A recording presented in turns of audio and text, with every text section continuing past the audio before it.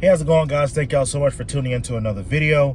And you guys have seen the thumbnail, you've seen the title of this video, so let's go ahead and get straight into it.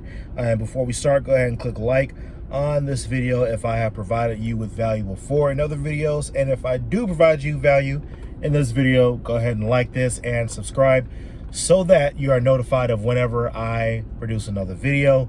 And all the topics that I discuss in these videos that I provide you, I do have it in my ebook, Wholesaling 101, Your First Steps. Click the description area below, and from there, you'll be able to access the ebook and follow along. All right, now, the title of this is, what is a lead? Okay, so if I give you a list of a pre-foreclosure list, like all these people that are about to lose their house, all right, it's 150 people. If I give you a list, I'm not like, that's not a list of 150 leads, right? When it comes to qualified leads, these are not leads. This is just a list of names and addresses, right? So you need to really understand what a lead is so that you could properly adjust your KPIs and go from there. So I know for me, it's about 25 leads equal a deal, okay?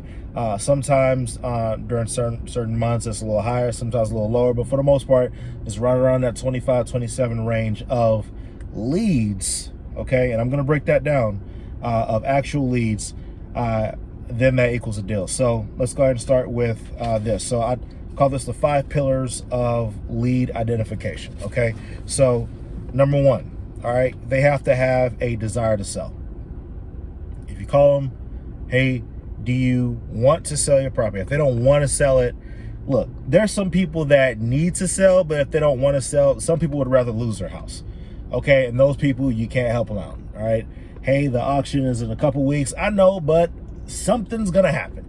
There's a person I was dealing with before. I remember I went to her house, went through each room, took photos, speaking to her, really getting down what repairs were needed. The house needed a lot of work, and she was about 4 to 5 weeks away from losing her house. So I expressed to her what I'd be able to give her, and she was like, oh yeah, I thought I was gonna stay in the house. I'm like, no, I'm buying the home, and then you'll have money to buy another house or to move to another spot. She's like, oh no, I want to stay here. I understand that you want to stay here, right? But, you know, do you have any other way of catching up on your payments or whatever it is? Like, I went over this with her over the phone, but when I got there, it was like a thing of like, oh no, I thought you were just going to give me money and I was going to be able to stay in the house. It's like, no, that's not what it is. And I expressed to her that she needed to sell the house.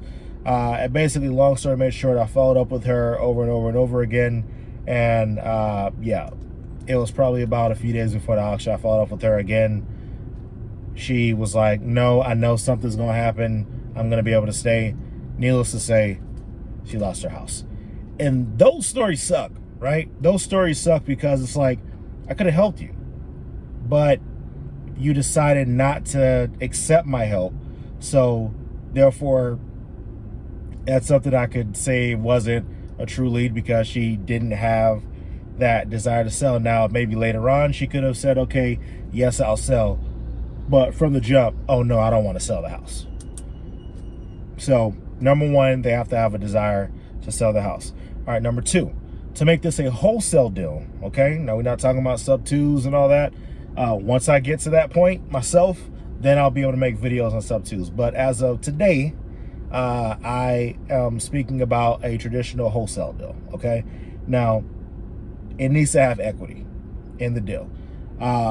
You can't go out there, the house is worth 200, the ARV is 200, and you know, they owe like 180 out there. Like, that's not a deal, right? And I'll just leave it at that. That's not a deal. You can get the breakdown of numbers, and I may do a video on how to break down numbers and give offers on another one, but definitely that is not a deal, okay? So you need to make sure you have large enough equity in the deal, preferably 30 to 40% equity at least, so that you can have some room to make something happen, okay?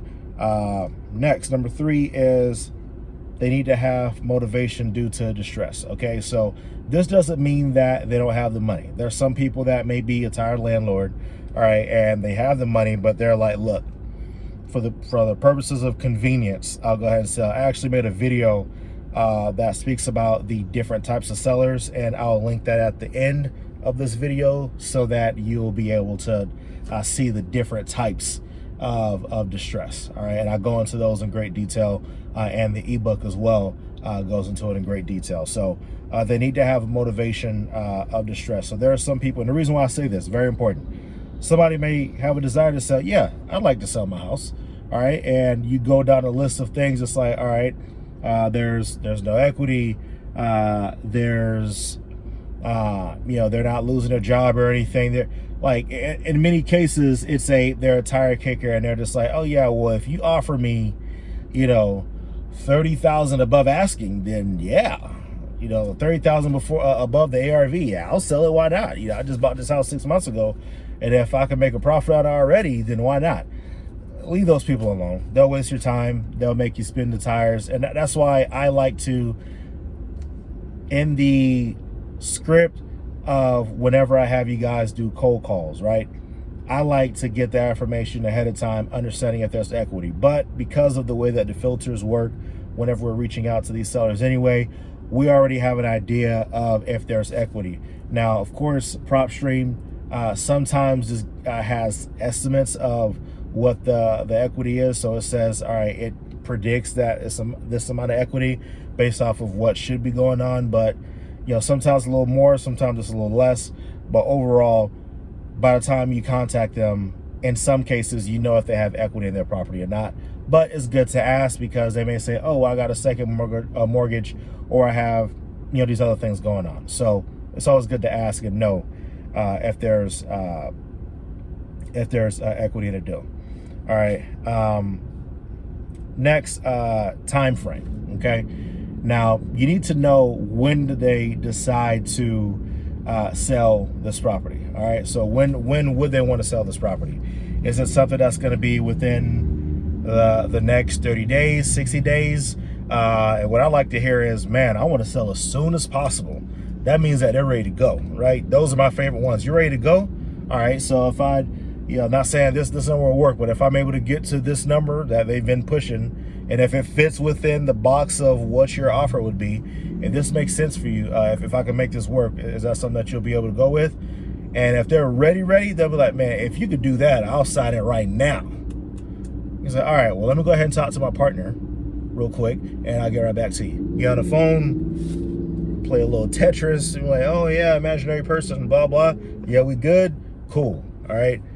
Get back. All right, cool. Looks like we can do it. You have everything pre-filled out. Boom, boom, boom. You go over the paperwork with them. Make sure that they understand every line item. Make sure you go over the paperwork with them. Now, if they are one of those folks where it's like, all right, cool, where do I start? Right here? Just do it, right? But I'm the type of person where it's like, all right, cool, let me just run through this real quick with you so you can understand what it is.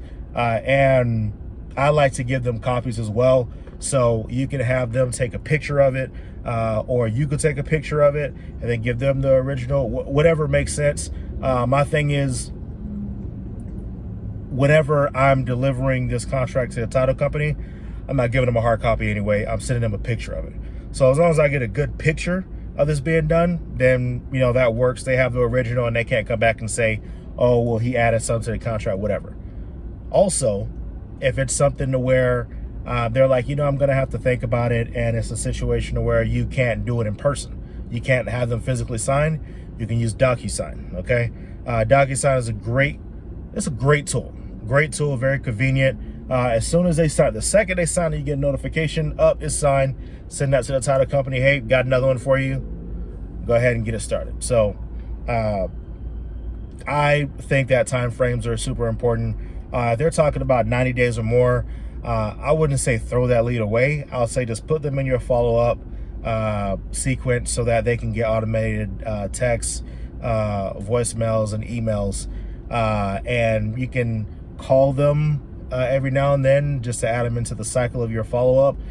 But I wouldn't call them, multiple times a week if they're the type of person that's like, oh, well, I need about 4 months before I'm done. It's like, all right, well, just follow up with them every other week or so, and then as that time frame gets a little closer, then you pick up the amount of times that you call and the amount of times that you'll send letters out to them. I personally like to send the RVMs, the emails, the texts, the emails. I'll call them and I'll send letters. All right, if it goes on to that length of time, that way they can just see you at every point in contact. They go in their mail, they see you. They look at their phone, you're calling them, man, you're texting them. Oh man, I got a voicemail. Oh, it's him. Oh man, I'm checking my email. It's him. Be everywhere so that they don't forget you. So that'll be that. And also, lastly, number 5, check to see if you're a good fit for them. All right. Now, this is the question that I feel is very important, and this is something that when I first heard this, I'm like, man, why would I remind them of this, right?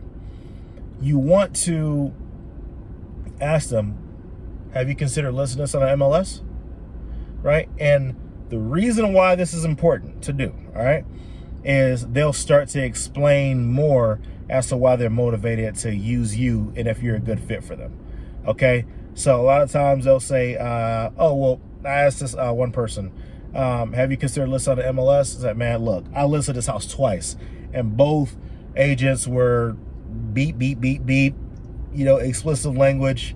I don't want to use any agents. I just want to get this done. It's like, all right, cool.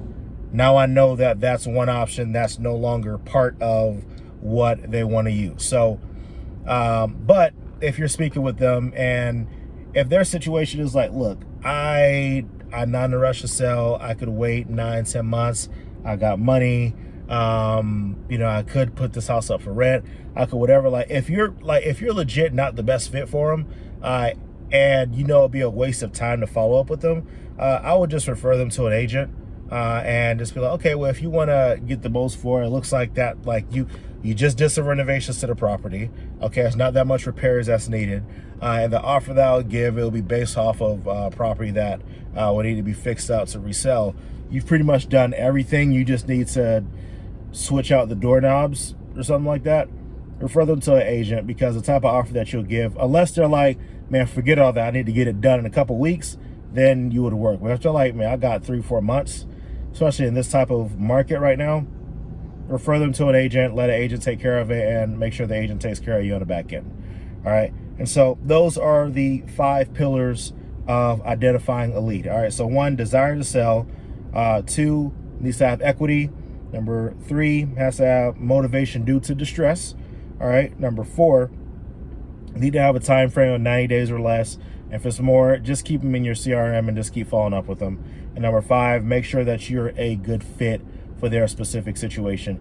If you're not a good fit, it's fine. Not everybody is something that's going to turn into a deal. So just make sure that you go over those 5 pillars of motivation. And if they fit those 5 pillars, then that is a lead. And I know as far as my numbers, get 25 of those, that's a deal. But it could be different in your market, maybe a little bit more, a little bit less.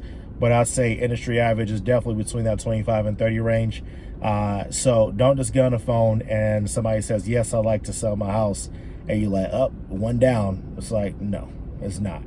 You know, do the work. It takes a while, but once you get the hang of it and know what questions to ask, then you'll be able to start knocking them down. All right, thank y'all so much for watching another video. And if this video has provided any value to you, go ahead and like it, and go ahead and comment below what you thought about the video, and if there's anything else that you would like for me to discuss in the future, go ahead and put that in the comments as well, and I will see y'all next time. Thanks.